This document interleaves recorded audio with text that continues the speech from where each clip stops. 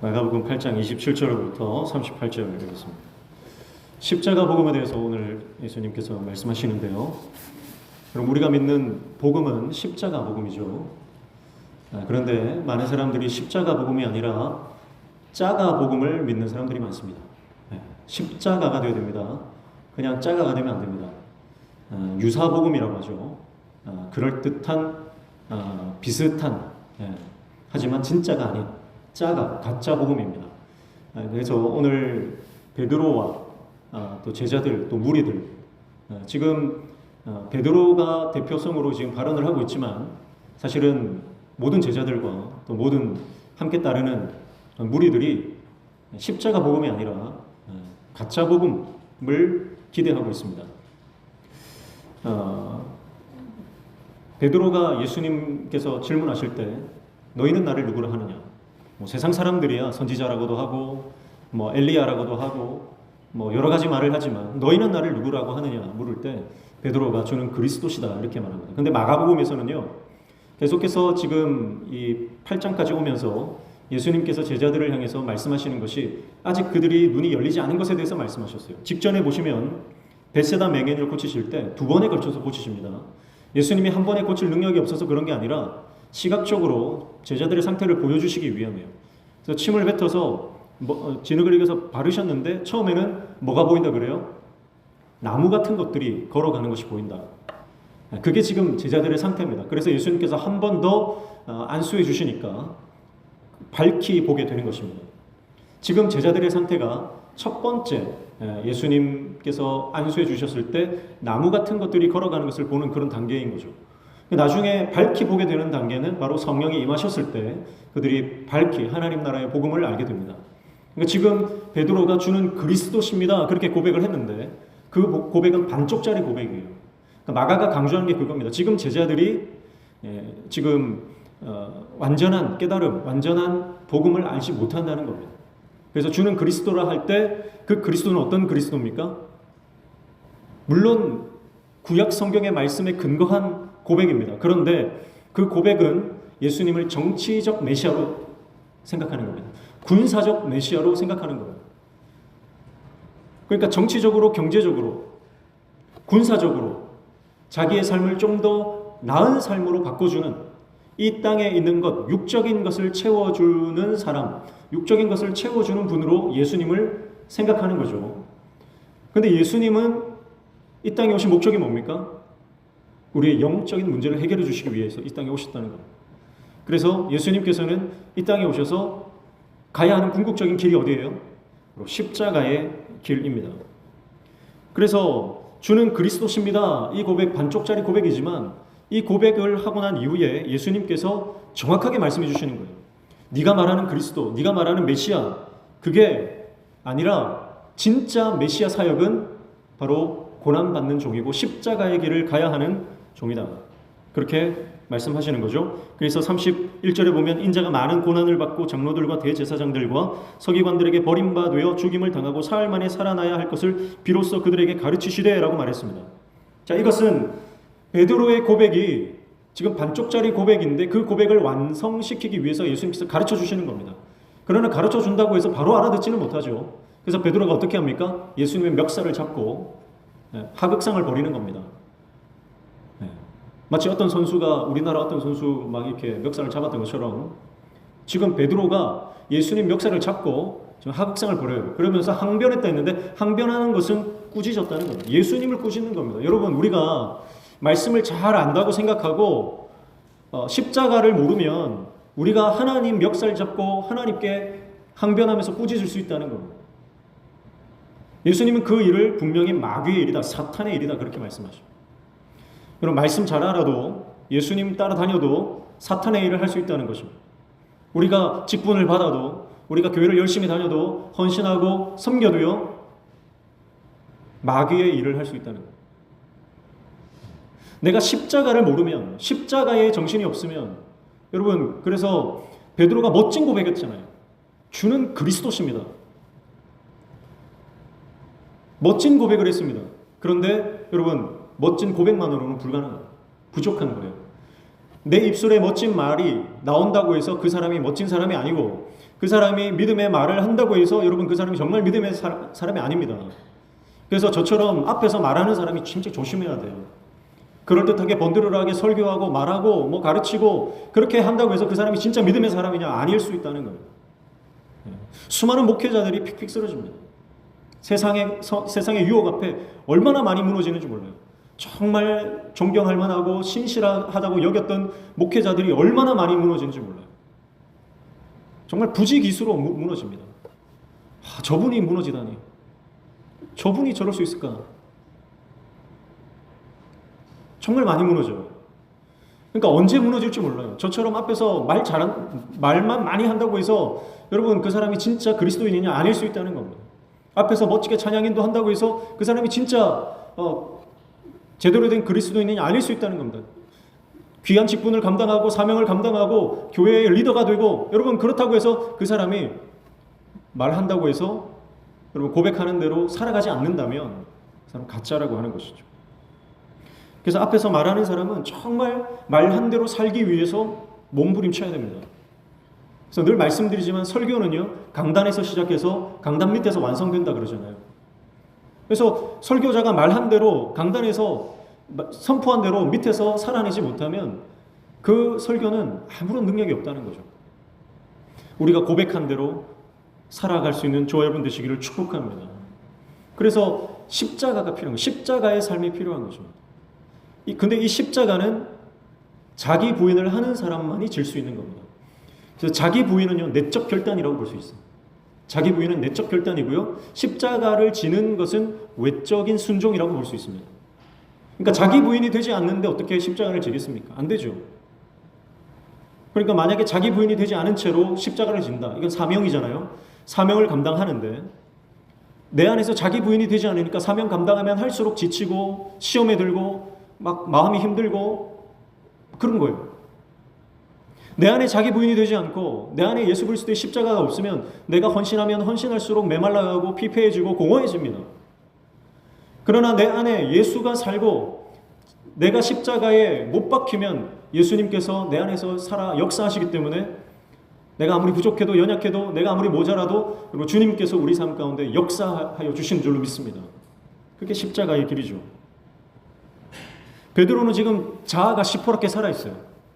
자아가 시퍼렇게 살아있는 상태에서 말만 그렇게 하는 거예요. 그러니까 예수님이 자기 뜻과 다르니까 예수님 멱살을 잡는 겁니다. 아마 여러분 우리의 자아가 죽지 않으면요. 제가 강단에서 여러분의 마음에 맞지 않는 말을 하면 바로 멱살 잡고 항변할 수 있다는 것이죠. 예수님이 이 땅에 오신 목적이 선포되는 정말 중요한 자리입니다.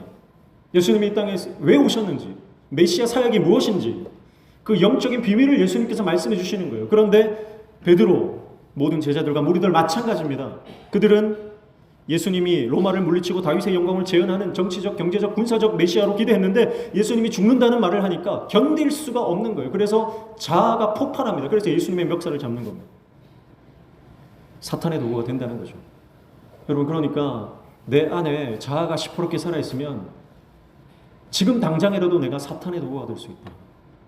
여러분 그것을 경각심을 가지고 주님 앞에 엎드려야 되는 것입니다. 그래서 예수님께서는 자기 부인과 십자가를 요구하십니다. 자기 부인은요, 내 고집과 내 경험과 내 지혜를 꺾고 오직 주님의 뜻을 구하는 것입니다. 내 욕망, 내 안에 있는 육신의 정욕과 안목의 정욕과 이생의 자랑, 이것을 버리고 그리고 주님께 내 모든 것을 거는 것입니다. 복음을 위해 대가 지불하는 것입니다. 복음을 위해서 헌신하는 것입니다. 그것이 없이는 여러분 우리가 하나님의 영광을 볼 수 없습니다. 그래서 이 내적 결단, 자기 부인, 이것은 내적으로 일어나는 영적 전쟁입니다. 우리는 끊임없이 영적 전쟁을 치르죠. 내 안에서 성령의 소욕과 육신의 소욕이 끊임없이 싸웁니다. 내 고집대로 하고 싶은 마음도 있고요. 내가 원하는 대로 가고 싶은 그런 생각들이 끊임없이 올라옵니다. 그러나 그것을 힘겹지만 억누르고 주님의 뜻이 무엇인지 주님의 뜻을 구하면서 한 걸음 한 걸음 내딛는 겁니다. 나는 앞으로 가고 싶은데 주님이 뒤로 가라고 하면 힘들지만 뒷걸음질 쳐야 되는 겁니다. 그게 자기 부인입니다. 내가 오른쪽으로 가고 싶어도 주님이 왼쪽으로 가라고 하면 왼쪽으로 가는 것입니다. 내가 이 사역을 하고 싶어도 하나님께서 아니다, 너는 지금 이 자리를 지켜라 하면 그 자리에 묵묵히 기다리는 것입니다. 그게 끊임없는 영적 전쟁입니다. 내 안에서 일어나는 내적 영적 전쟁입니다. 근데 여러분, 이 내적인 영적 전쟁에서 승리를 한 사람만이 외적인 영적 전쟁에서 승리할 수 있다는 거예요. 십자가를 지는 것은요, 내가 주님의 사명을 감당하는 자리거든요. 순종하며 실제적으로 주님 나라를 위해서 내가 쓰임 받는 그 공간이거든요. 거기에는요, 외적 공격들이 얼마나 많습니까? 우리가 사역의 현장에 들어가면 그 사역의 어떤 자리든지요, 내가 그 사역을 포기하게 만드는 외적 공격들이 얼마나 많은지 몰라요. 잘 지내다가도요, 내가 뭔가 사명을 딱 맡으면요, 생각지도 않은 공격들이 오고요, 생각지도 않은 사람들이 나를 모함합니다. 하지도 않은 말을 했다 그러고요, 내가 안 했던 것도 했다 그러고, 한 것도 안 했다 그러고, 얼마나 나를 억울한 그런 가운데로 몰아가는지 모릅니다. 이 외적 공격들, 수많은 사람들의 비난과 박해와 또 손해를 봐야 되는 일들, 그런 것들이 외적 공격들이 오는데 누가 이 외적 공격에서 승리합니까? 내적 전쟁에서 승리한 자만이 외적 공격을 감당할 수 있다는 거예요. 그래서 자기 부인이 반드시 필요합니다. 그래야 십자가를 질 수 있습니다. 만약 내 안에 자기 부인 없이 사명의 자리를 감당하면 금세 포기하고 금세 시험 드는 것입니다. 사도 바울이 오호라 나는 권고한 자로다, 로마서 7장에 그렇게 고백하지 않습니까? 오호라 나는 권고한 자로다, 이 사망의 몸에서 누가 나를 건져내랴. 여러분, 이 고백은요, 바울이 정말 밑바닥에 있을 때 했던 고백이 아닙니다. 사역이 잘 풀리지 않아 하는 고백이 아니에요. 이것은 사도 바울이 정말 힘있게 사역할 때 하는 고백입니다. 이것이 바로 자기 부인이 된 사람이 하는 고백이에요. 자기 부인이 될 때 영안이 열립니다. 자기 부인이 되지 않으면 절대 영안이 열리지 않아요. 나는 아무것도 아닙니다. 주님이 내 삶의 주인이십니다. 나는 쓸모없는 존재입니다. 주님만이 내 삶의 주인이십니다. 주님만이 왕이십니다. 그 고백을 하는 사람, 나는 곤고한 사람입니다. 나는 주님이 쓰실 만한 도구가 아닙니다. 그렇게 자기 부인하는 사람만이 하나님의 도구가 된다는 거예요. 사도 바울이 절대 아무 사역도 못하고 이제 모든 것이 밑바닥 상태에 있을 때 했던 고백이 아니라는 겁니다. 사랑하는 성도 여러분, 오늘 저와 여러분이 입술에서 그럴듯한 고백만 나오고 삶이 뒷받침되지 않는 인생이 아니라 내가 고백한 대로 삶으로 순종하며 결단하며 주님께 쓰임받는 저와 여러분 되시기를 축복합니다. 앞에서 사랑하라고 용서하라고 말하면서 내가 정작 용서하지 못하고 사랑하지 못하면 여러분 소용이 없는 거예요. 주님을 위해서 헌신하라고 막 외치고 선포를 하는데 막상 내가 주님 나라를 위해서 성도들을 위해서 섬기고 헌신하고 수고하고 땀 흘리는 것이 없다면 여러분 그것은 공허한 외침일 뿐인 것입니다. 그래서 자기 부인이 필요합니다. 그래서 주님이 원하시면 내 생각과 다르더라도 주님 앞에 순종하며 헌신하며 나아가는 저 여러분 되시길 축복합니다. 제가 어떤 다큐멘터리를 보니까요, 북한에 대해서 다큐멘터리가 나왔는데 어떤 분이 이 탈북 사역을 열심히 하시더라고요. 근데 이 분 스토리를 들어보니까 이분은 키도 작고 생긴 것이 좀 사람들에게 인기가 없게 생겼어요. 제가 보니까 꼭 김정일처럼 생겼더라고요. 북한이 김정일이처럼 생겼는데 그리고 결혼도 포기하고, 근데 하나님께서 북한 사역에 대한, 탈북민 사역에 대한 소명을 주셔가지고 그 일을 열심히 감당하는 겁니다. 결혼도 포기하고 그 일을 열심히 감당하는 겁니다. 그런데 어떤 탈북한 여인이 이 분을 만났는데요, 한눈에 반한 거예요. 김정일이처럼 생겨가지고. 북한 여성들의 이상형이 김일성, 김정은, 김정일입니다. 배가 나오고 키가 좀 작고 얼굴이 좀 못생겨야 멋지게 보인대요. 세뇌가 돼서 그렇죠. 그러니까 딱 탈북을 하고 왔는데 이분을 만났는데 김정일처럼 생겨가지고 한눈에 반했다는 거예요. 그래서 두 분이 결혼을 했더라고요. 그리고 탈북 사역을 하시는데 우리 청년들 축복합니다. 여러분, 이성을 구하지 말고 은혜를 구하십시오. 우리가 구해야 될 건 은혜를 구해야 돼요. 은혜를 구하면 하나님께서 다 채워주실 줄로 믿습니다. 근데 우리는 하나님의 은혜는 안 구하고 계속 내가 원하는 이성만을 구하는 거예요. 여러분, 그렇게 고르고 결혼해서 옆에 계신 분들 한번 보세요. 별 그거 없습니다, 여러분. 은혜를 구하는 거예요. 은혜를. 하나님의 은혜를 구하고 주님께 헌신하고 내 자기 자신을 부인하고 주님 사명의 자리를 감당할 때 하나님께서 우리에게 꼭 필요한 은혜를 채워주시고 부어주시고 덮어주시고 하나님께서 공급해 주실 줄로 믿습니다. 그래서 우리가 어릴 때부터 젊을 때부터 하나님이 우리 삶을 어떻게 채워주시는지 그것이 우리 삶 가운데 체득되어야 돼요. 체득. 경험되어져야 돼요. 그래서 그 경험이 쌓이면 쌓일수록 여러분 우리가 고백하는 하나님에 대한 고백이 달라지는 거예요. 하나님을 만나고 하나님이 내 삶을 만져주시고 나를 다루어 주시고 나를 변화시켜 주시고 나를 계속해서 인도해 가시는 그 경험들이 하나하나 쌓이면요 내가 인격적으로 완성되어져 갑니다. 그 하나님을 경험하지 못하면 아버지가 어떤 분이신지 경험하지 못하면 나는 여전히 고집스럽고 탐욕스럽고 여전히 자아로 똘똘 뭉친 그런 존재로서 살아가는 것입니다. 여러분 그래서 예수님을 믿고 따라가는 그 길에 어떤 대가든 지불할 수 있는 청년들 되시기를 축복하고 우리 모든 성도님들 되시기를 축복합니다. 36절과 37절에 보면 이렇게 말씀하죠. 사람이 만일 온 천하를 얻고도 자기 목숨을 잃으면 무엇이 유익하리요? 사람이 무엇을 주고 자기 목숨과 바꾸겠느냐? 지난번에도 한번 말씀드렸지만 여기는 온통 경제 용어가 들어가 있습니다. 얻고도 매출이에요. 잃으면 이거는 투자예요. 유익하리요? 이거는 순이익이에요. 바꾸겠느냐? 이거는 거래예요. 이 36절, 37절에는 경제 용어가 도배가 되어 있습니다. 무슨 말입니까? 우리 인생이 장사라는 말입니다. 무슨 장사예요? 우리 인생이 무슨 장사입니까? 바로 어떻게 내 인생을 투자할 것인가 하는 내용이라는 거죠. 여러분, 목숨을 잃으면 무엇이 유익하리요? 이렇게 말했는데요. 그러니까 우리가 가지고 있는 최대의 그 종잣돈, 시드머니가 뭡니까? 내 목숨이죠. 그런데 그것을 얻기 위해서는 어떻게 해야 된다는 거예요? 주님을 위해서 잃어라. 무슨 말이에요? 주님을 위해서 투자하라는 겁니다. 주님을 위해서 내 목숨까지 투자하면, 내가 헌신하면, 거기에 쏟아 부으면 반드시 주님께서 갚아주신다는 겁니다. 반드시 주님께서 보상해 주신다는 거예요. 그래서 예수님을 믿고 예수님 그분의 길을, 십자가 길을 따라가는 것에 여러분 어떤 대가라도 내 목숨까지라도 아깝게 여기지 말고 기꺼이 투자하라는 거예요. 그러면 반드시 하나님께서 우리 인생 가운데 역사하시는 것을 보게 될 것입니다. 하나님의 영광을 우리는 보게 될 것입니다. 우리가 주님을 위해서 헌신할 때, 십자가의 길을 기꺼이 따라갈 때, 내 자기 자신을 부인할 때 여러분 우리는 또 다른 영적인 새로운 차원으로 들어가게 될 것입니다.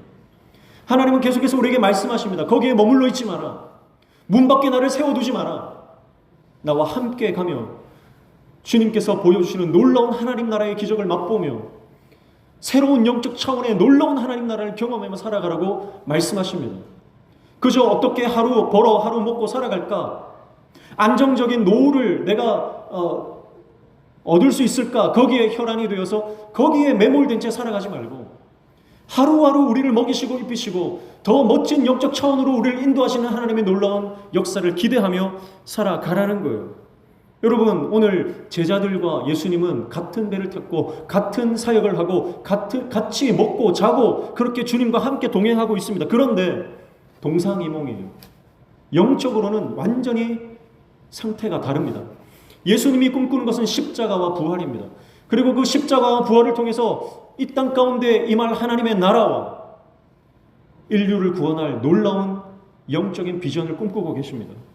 그런데 제자들은요 고작 한다는 생각이 내가 이 땅에서 좀 더 잘 먹고 잘 살고 높은 자리 차지하고 사람들에게 인정받고 박수받고 존경받는 것 거기에 생각이 팔려 있습니다. 사랑하는 성도 여러분 무엇을 따르고 있습니까? 십자가 복음입니까? 아니면 짜가 복음입니까? 여러분 오늘 저와 여러분이 진짜 복음 그리스도의 생명의 복음 그 복음을 따라가는 저와 여러분 되시기를 축복합니다. 이 복음은 그 복음을 경험한 사람에게는 글이 아니라 길이 됩니다. 이 복음은 지식이나 정보가 아니라 진리가 됩니다. 이 복음은 철학이나 사상이 아니라 생명이 되는 것입니다. 길과 진리와 생명 되시는 예수 그리스도 그분의 복음을 우리가 쫓아갈 때 우리는 그분 안에서 놀라운 하나님 나라의 역사와 영광을 보게 될 것입니다. 사랑하는 청년들 또 우리 성도님들 축복합니다. 자기 부인, 십자가의 삶, 그것을 우리 인생의 가장 큰 소망으로 삼고 자기 부인과 십자가 없이는 주님의 길을 따라갈 수 없다는 것을 깨닫고 자기 부인하고 십자가를 지며 주님을 끝까지 따라가는 하나님의 종 예수 그리스도의 제자 되시기를 축복합니다. 그럴 때 우리 인생 가운데 하나님께서 얼마나 우리를 사랑하시는지 우리에게 나타내 보여주실 것이고 우리를 얼마나 놀랍게 들어 쓰시는지 우리를 통해 증명할 것이고 우리를 통해서 하나님 나라를 강력하게 확장하는데 우리 인생을 들어 쓰실 줄로 믿습니다. 그 소망을 가지고 오늘도 저와 여러분 인생 가운데 철저히 자기 부인하고 그 십자가를 사랑하며 귀하신 예수님 그 이름을 위해서 내 생명까지 내어놓을 수 있는 진정한 제자 하나님 나라의 참된 일꾼으로 쓰임 받으시기를 주님의 이름으로 축복합니다. 우리 함께 찬양하겠습니다.